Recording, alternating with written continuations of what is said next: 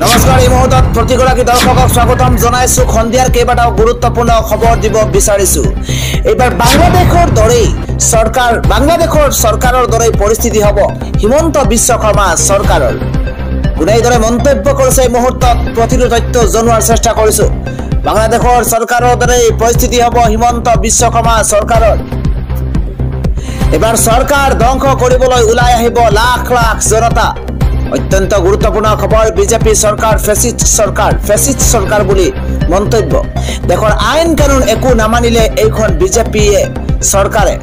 সংবিধান ৰক্ষাৰ বাবে মানুহ ওলাই আহিবই লাগিব।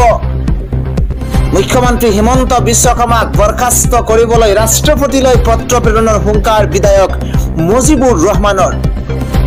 মুখ্যমন্ত্ৰী ডক্টৰ হিমন্ত বিশ্ব শৰ্মাক বৰখাস্ত কৰিবলৈ ৰাষ্ট্ৰপতিলৈ পত্ৰ প্ৰেৰণ কৰাৰ হুংকাৰ জনাইছে বিধায়ক মুজিবুৰ ৰহমানে। আজিৰ সন্ধিয়াৰ পৰৱৰ্তী ব্ৰেকিং নিউজ হৈছে 1951 চনৰ পূৰ্বে বা 1951 চনৰ 1 জানুৱাৰীৰ পৰা অসমত বসবাস কৰা লোকসকল হৈছে অসমীয়া।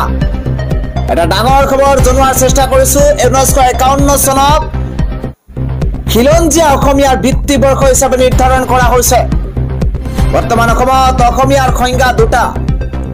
সাধাৰণতে অসমত যিয়ে জন্মসূত্ৰে ভাষা সংস্কৃতি আদিক আদৰি লৈছে তেওঁলোক হৈছে অসমীয়া। আনহাতে অসম চুক্তিৰ 6 নম্বৰ দফা মতে অসমীয়াৰ সংজ্ঞাটো অলপ পৃথক। 1951 চনৰ পূৰ্বে বা 1951 চনৰ 1 জানুৱাৰীৰ পৰা অসমত বসবাস কৰা লোকসকল হৈছে অসমীয়া। বিধানসভাত অসমীয়াৰ কাৰণে 80% আসন সংৰক্ষণ কৰা হৈছে। চৰকাৰী চাকৰিত অসমীয়াৰ কাৰণে 80% আসন সংৰক্ষণ। নিযুক্তি পৰীক্ষাত অসমীয়া ভাষাৰ প্ৰশ্ন কাকত বাধ্যতামূলক। অসমত কেন্দ্ৰীয় চৰকাৰৰ চাকৰি কৰিলে জানিব লাগিব অসমীয়া ভাষা। আনুষ্ঠানিকভাৱে ৰাজহুৱা হ'ল অসম চুক্তিৰ 6 নম্বৰ দফা ৰূপায়ণ সন্দৰ্ভত গঠিত বিপ্লৱ শৰ্মা আয়োগৰ প্ৰতিবেদন। আজিৰে পৰা চৰকাৰী ৱেবছাইটত উপলব্ধ হ'ব এই প্ৰতিবেদন।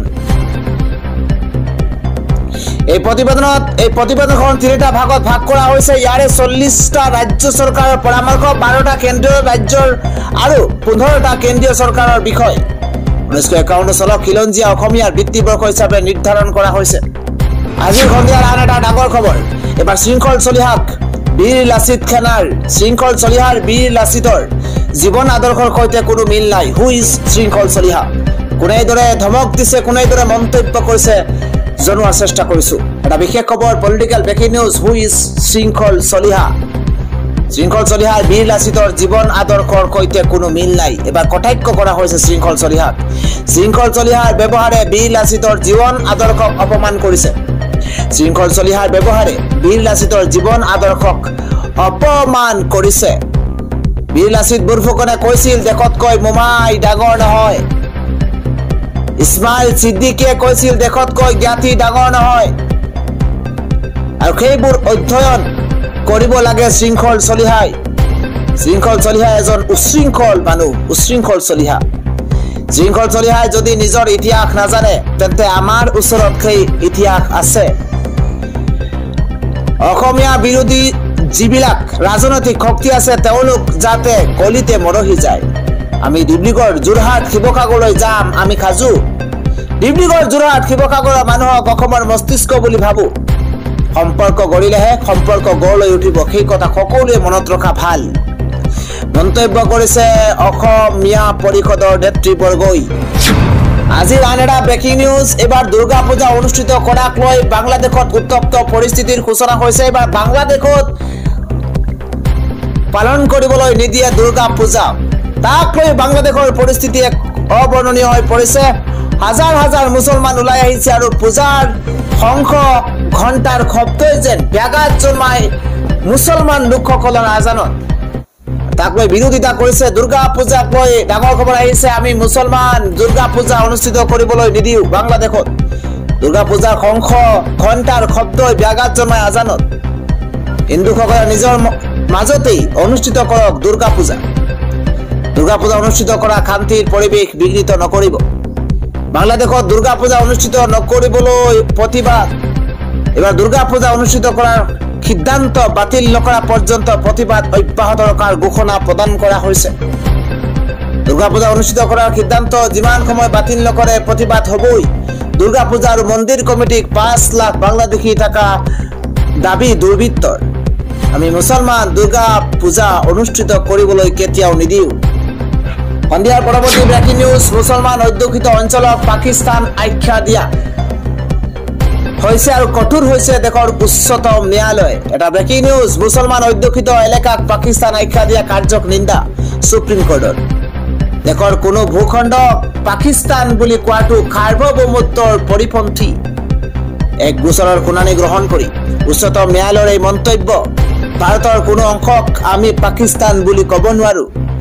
মুছলমান অধ্যুষিত অঞ্চলক পাকিস্তান কোৱাক লৈ খৰব হৈছে উচ্চতম ন্যায়ালয়। কৰ্ণাটক উচ্চ ন্যায়ালয়ৰ ন্যায়াধীশে এটা অঞ্চলক দিছিল পাকিস্তান আখ্যা। এই মন্তব্যৰ পিছতে কঠোৰ হৈছে DY চন্দ্ৰচূড়।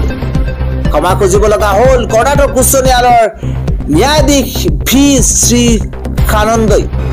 পৰৱৰ্তী ব্ৰেকিং নিউজ হৈছে য'ত আত্মসন্মান নাইকিয়া সেই ঠাইলৈ কিয় যাব লাগে মিয়া। য'ত আত্মসন্মান নাই সেই ঠাইলৈ কিয় যাব লাগে মিয়াসকল। উজনিমুৱা বাছৰ পৰা মিয়া শ্ৰমিকক নমাই আনিলে সদৌ অসম সংখ্যালঘু সংগ্ৰাম পৰিষদে। এটা ডাঙৰ খবৰ। Breaking news. উজনি অসমলৈ মিয়া শ্ৰমিক লৈ যোৱা বাছ ৰখাইছে সদৌ অসম সংখ্যালঘু পৰিষদে। নগাঁও ঢিং গেটত নিশাৰ ভাগত উত্তপ্ত। উজনিমুৱা বাছৰ পৰা মিয়া শ্ৰমিকক নমাই আনিলে সদৌ অসম সংখ্যালঘু সংগ্ৰাম পৰিষদে। নিৰাপত্তা নিশ্চিত কৰাক লৈ মিয়া শ্ৰমিকক উজনি অসমলৈ নিব নোৱাৰিব। য'ত আত্মসন্মান নাই, য'ত ইজ্জত নাই, য'ত আমাক মাৰপিট কৰা হয়, আমাক গালি গালাজ কৰা হয়, সেই ঠাইলৈ কিয় যাব লাগে মিয়া। আপোনালোকক কোনোবাই অপমান কৰিলে, মাৰপিট কৰিলে আমি এই আন্দোলন কৰিব লাগে। এতিয়া আপোনালোকক উজনি অসমলৈ লৈ গৈছে হয়, যদি তাত কিবা এটা হয় তেন্তে জগৰীয়া কোন হ'ব। এই হুংকাৰ প্ৰদান কৰিছে সদৌ অসম সংখ্যালঘু সংগ্ৰাম পৰিষদে। পৰৱৰ্তী ব্ৰেকিং নিউজ হৈছে চিপাঝাৰৰ পদুমপুখুৰী হাইস্কুলৰ ঘটনাক লৈ কঠোৰ হৈ পৰিছে চৰকাৰ।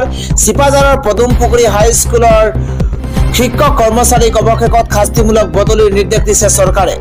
জ্যেষ্ঠ ছাত্ৰৰ প্ৰহাৰত কনিষ্ঠ ছাত্ৰৰ মৃত্যুৰ পিছত লাগিছিল হাহাকাৰ। দায়িত্ব আৰু কৰ্তব্যত গাফিলতিৰ অভিযোগত অৱশেষত বদলীকৰণৰ নিৰ্দেশ দিছে। সামাজিক মাধ্যম যোগে এই কথা জনাইছে শিক্ষামন্ত্ৰী ৰণোজ পেগুৱে। আন এটা গুৰুত্বপূৰ্ণ খবৰ। PM কিষাণৰ হিতাধিকাৰীৰ বাবে অত্যন্ত ভাল খবৰ আহিছে, কিয়নো 18 নম্বৰ কিস্তিৰ ধন মাত্ৰ কেইটামান দিনৰ অন্তত সোমাব। 5 অক্টোবৰত কৃষকৰ একাউণ্টত সোমাব PM কিষাণৰ 18 নম্বৰ কিস্তিৰ ধন। Breaking news. দুৰ্গা পূজাৰ পূৰ্বে মোদী চৰকাৰে কৃষকক দিছে এটা উপহাৰ। পূজাৰ পূৰ্বে কৃষকৰ একাউণ্টত জমা হ'ব 2000 টকা। ভাল খবৰ। PM কিষাণৰ আঁচনি হিতাধিকাৰীৰ বাবে ভাল খবৰ। কৃষকে অতি সোনকালেই লাভ কৰিব PM কিষাণৰ 18 নম্বৰ কিস্তিৰ ধন।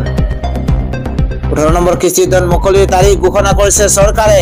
5 অক্টোবৰত প্ৰধানমন্ত্ৰী কিষাণ নিধিত 18 নম্বৰ কিস্তিৰ ধন পাব কৃষকসকলে। ইয়াৰ পূৰ্বে জুন মাহত চৰকাৰে মুকলি কৰিছিল 17 নম্বৰ কিস্তিৰ ধন। PM কিষাণ আঁচনিৰ জৰিয়তে বছৰি কৃষকক দিয়া হয় 6000 টকা। বছৰত দুবাৰকৈ 4 মাহৰ মূৰে মূৰে এবাৰকৈ কিস্তি দিয়া হয় আৰু 6000 টকা বছৰত দিয়া হয় PM কিষাণৰ আঁচনিৰ হিতাধিকাৰীক। প্ৰতি 4 মাহৰ মূৰে মূৰে কৃষকৰ একাউণ্টত জমা হয় 2000 টকা। কৃষকৰ একাউণ্টত পোনপটীয়াকৈ জমা কৰা হয় চৰকাৰৰ এই ধনৰাশি।